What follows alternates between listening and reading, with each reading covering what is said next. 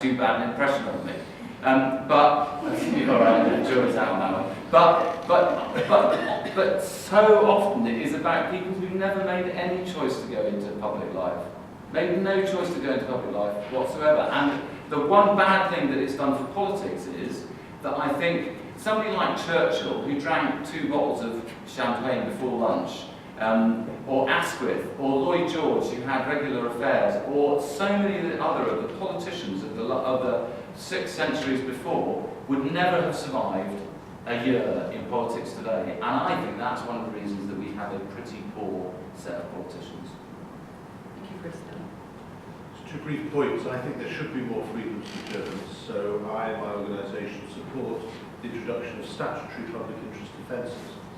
So not just relying on the discretion of the Director of Public Prosecutions that Chris mentioned after the police have investigated and given them a file, so that if they had hacked, and they never did, amazingly, Jimmy Savile's phone, okay?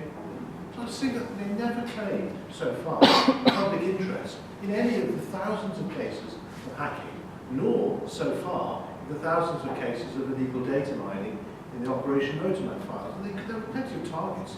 Dodgy arms dealers, energy companies, none of it. Only the dead, the grieving, or the celebrity, or more likely their families. So phone hacking, Bribery Act, because the Sun did a brilliant sting on a clerk at a magistrate's court, I think in Uxbridge, showing that she could be bribed to let people off their speeding fines, but were at risk of prosecution because they'd broken the law. It wasn't a statutory defence. And official secrets. The Guardian, of course, should give the jury, if they were ever prosecuted, an excuse to let them off, as it were, to acquit them, because the offence isn't made out when there's a clear public interest offence. So we support that. We couldn't persuade Leveson, but we're still campaigning for that. Are the press arguing for that as well? No. They're not interested in defending their journalists.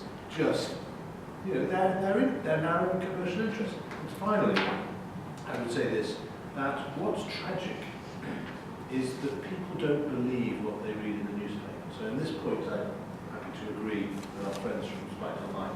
They don't agree. They don't trust it. The trust levels for journalists in newspapers generally, and this drags down the good with the bad, is single figures on most polls, and way, way below people that I think they oughtn't to trust either, that they trust higher.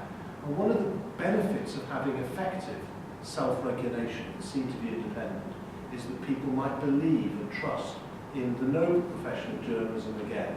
So that's why journalists support the Leveson proposals, because they are representative bodies and polls that have been done, even by the industry newspaper itself. They show that journalists want to see the end of the traducing of the name of British journalism internationally, which has become, in places, a laughingstock, despite the brilliant work that still exists. If it wasn't for the Nick Davisons and David Leeds of this world, we would have, even that side of the press. In fact, they exist on the Times and other newspapers as well, even in the tabloids. There are 2 theories of freedom of speech, one of which is Miltonian, which argued that, as it were, the strongest voice should win. Myself, I never thought that the strongest voice should win, because the strongest voice could be wrong. The other one is the John Stuart Mill version, freedom of speech, which is in which arguments adapt and mend and listen, and stretch voices. And one of the really important things, it seems to me, is always in the media, is to have a view to making sure that less powerful voices have a real role in it. And I just say, I spent the week before last in Wigan on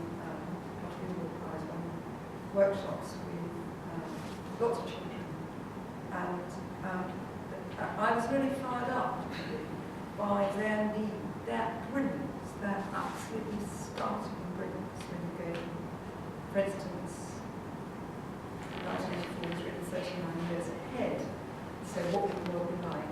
And it's finding the voices for the unfashionable, the weaker, for women's voices still. Women's voices are very to me, the primary role of what Warren was trying to think about was we're trying to stretch voices. Just Moses why when we worked with the Seaton, it's a good mechanism for stretching the variety of voices we hear. And it's variety of voice that the rather narrow definition is a competition in which the strongest voice wins. Loses out. Thank you. Yes, I'm glad Evan used the phrase illegal data mining, because of course lots of data mining is legal when it's carried out by officials, and they can be looking at your emails, they can claim to look at your web history. There's all sorts of things governments can do, and I think as a libertarian that we should be far more worried about that, because governments can actually act very harshly on the information they gather. We should be more worried about that invasion of our privacy than like the media's invasion of privacy. Just very finally, I think we've heard, you'll know about this, we've heard a lot of doublespeak here tonight. A lot of doublespeak. We've heard Evan say, this is a voluntary system, it's all hunky-dory. Oh, except if you don't sign up, you could be subject to exemplary damages, which sounds to me like pressure, financial pressure, not voluntarism. We've heard these guys say, we're not interested in interfering with the press, we're not going to get people to interfere. Oh, but we want some group of people, some independent group of the great and the good, to be able to tell papers where to publish an apology and what to publish around that apology. Am I the only person who's shocked by that? We've heard them say, this is all about helping the public. It's just about helping ordinary people out there, not vested interests. And yet they tell us that they admit it will be small cliques of experts in consumer affairs, experts in other aspects of public life, who will be doing this judging on the media. We've heard them say that this is just about helping victims. I can tell you that the people who were most happy when the news of the world closed were not those victims, but they were people with vested interests and people with power. The royal family, who was forever being done over on the news of the world. Other politicians and celebrities and influential people who were terrified of the news of the world. Those are the people who would have been most pleased when that newspaper closed down. So I think, and finally, we've heard them use the word freedom to justify the undermining of freedom.